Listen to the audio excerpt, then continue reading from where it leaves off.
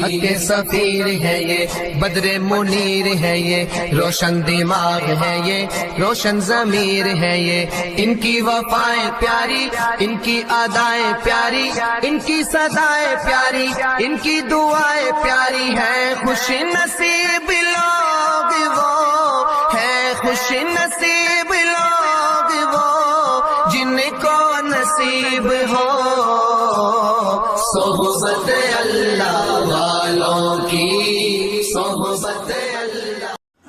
بسم اللہ الرحمن الرحیم۔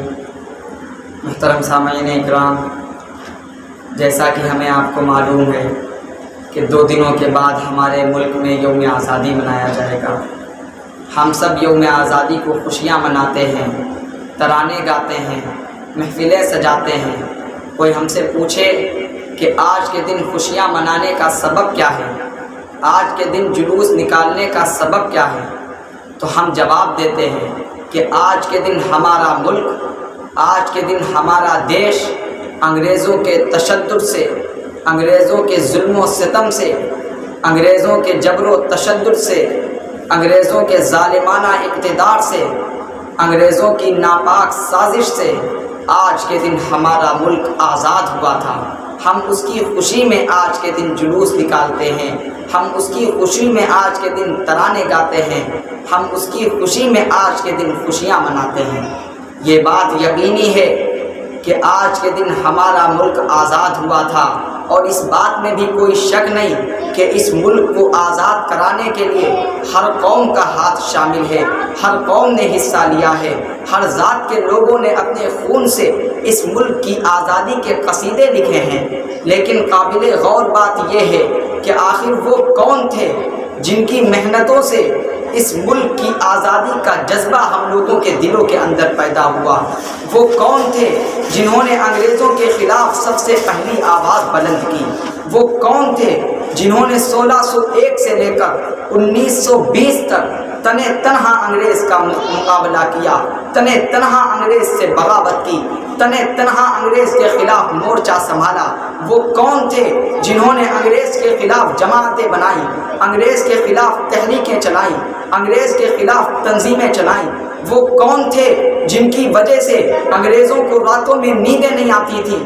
وہ کون تھے جن کی وجہ سے انگریزوں کو راتوں میں اپنے بستروں کو چھوڑنے پر مجبور ہونا پڑتا تھا؟ وہ کون تھے جو انگریزوں کے حلق کے کانٹا تھے؟ وہ کون تھے جو انگریزوں کی نیند نہ آنے کے سبب تھے؟ وہ کون تھے جو انگریزوں کی آنکھوں میں آنکھ ڈال کر ان سے گفتگو کرتے تھے؟ وہ کون تھے جو بے باک انداز سے، بے خوف لہجے میں انگریزوں سے گفتگو کرتے تھے؟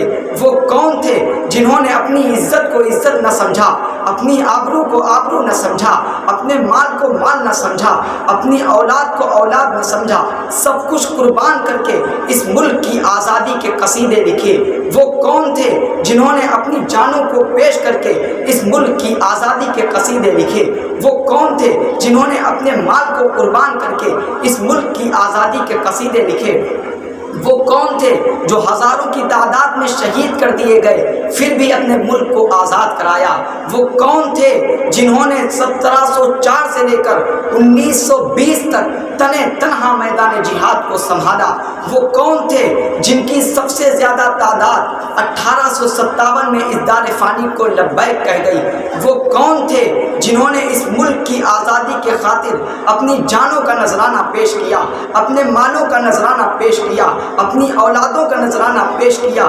وہ کون تھے جنہوں نے اس ملک کی آزادی کے خاطر 1920 کے بعد یہ جذبہ جہاد، یہ آزادی کا جذبہ ہر ایک ہندوستان کے فرد بشر کے دل میں پیدا کیا؟ وہ کوئی اور نہیں، وہ ہمارے علماء اکرام تھے جنہوں نے ہر حالات میں انگریزوں سے مقابلہ کیا، انگریزوں سے بغاوت کی، انگریزوں سے دشمنی کی اور ہمارے ملک کو آزاد کرایا۔ ہمارے علماء اکراموں کو ہزاروں کی تعداد میں شہید کیا گیا، ہزاروں علماء اکراموں کو پھانسی کے پھندے پر چڑھایا گیا، ہزاروں علماء اکراموں کو تختہ دار پر چڑھایا گیا۔ دلی سے لے لے کر پشاور تک کوئی ایسا درخت نہیں تھا جس درخت پر کسی عالم یا حافظ کی نعش نہ لٹکی ہو۔ ہمارے علماء اکراموں کی نعشوں کو سور کی کھالوں میں پیک کر کے درختوں میں لٹکایا گیا۔ ایک ایک وقت میں 100 علماء کو مسجد کی صحن میں پھانسی دی گئی۔ ایک ایک وقت میں 40 علماء کو دہکتی ہوئی آگ میں جھونک دیا گیا، اور ان سے یہی کہا جاتا تھا کہ انگریز کے خلاف جہاد کے فتوے کی بغاوت کر دو۔ تو وہ علماء یہ کہتے تھے کہ جان دینا تو پسند کر سکتا ہوں، مال دینا تو پسند کر سکتا ہوں، اولاد کو یتیم ہو کر دیکھنا تو پسند کر سکتا ہوں، بیوی کو بیوہ ہوتے ہوئے دیکھنا تو پسند کر سکتا ہوں، اپنے خون سے اس ملک کی آزادی کے قصیدے تو لکھ سکتا ہوں، لیکن اس ملک کے اقتدار پر ظالم حکومت کو، ظالم انگریز کو بیٹھ کر دیکھنا گوارا نہیں کر سکتا۔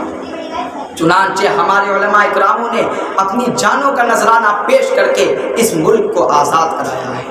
انہی کی دین ہے، انہی نے اس جذبہ جہاد کو سب کے دلوں میں پیدا کیا جو آج ہمارا ملک آزاد ہوا ہے۔ انگریز کے خلاف سب سے پہلی آواز اٹھانے والے ہمارے علماء اکرام تھے، اور ایک دن نہیں 200 سال مسلسل تنے تنہا ہمارے علماء اکراموں نے انگریز کے خلاف آواز اٹھائی، ان کے خلاف مورچے سنبھالے، ان کے خلاف تنظیمیں بنائی، ان کے خلاف جماعتیں بنائی، ان کے خلاف جہاد کیے۔ 1920 کے بعد ہر قوم کا آدمی، ہر اس ملک کا ہر فرد بشر اس تحریک کے اندر شامل ہوا، اور انگریز کے خلاف ایک زبردست طریقے سے جہاد ہوئی، اور پھر ہمارا ملک آزاد ہوا۔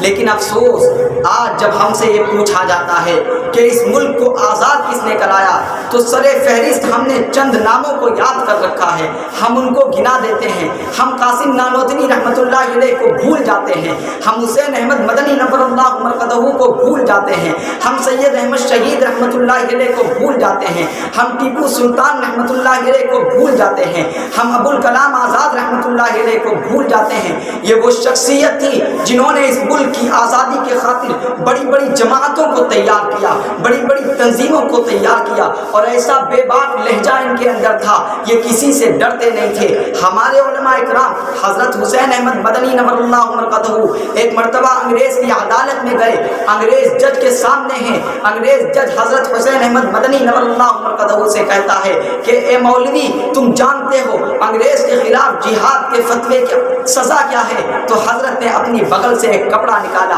اور کہا کہ کفن ساتھ میں لے کر آیا ہوں۔ ہمارے علماء اکراموں کا بے باک انداز یہ تھا کہ انگریز کی عدالت میں ابوالکلام آزاد رحمۃ اللہ علیہ کھڑے ہیں، ابوالکلام آزاد رحمۃ اللہ علیہ کو انگریز جج آواز دیتا ہے، ابوالکلام حضرت خاموش ہیں، پھر آواز دیتا ہے، ابوالکلام حضرت خاموش ہیں۔ حضرت کا پڑوسی شخص حضرت سے کہتا ہے کہ آپ سے جج مخاطب ہیں، آپ کو آواز دے رہے ہیں۔ تو حضرت اس پڑوسی شخص سے کہتے ہیں کہ اس جج سے کہہ دو کہ ہمارا وہ نام لے جو ہمارے والدین نے رکھا ہے۔ وہ جج کہتا ہے تیرا نام کیا ہے؟ حضرت فرماتے ہیں احمد محی الدین۔ والد کا نام کیا ہے؟ فلاں۔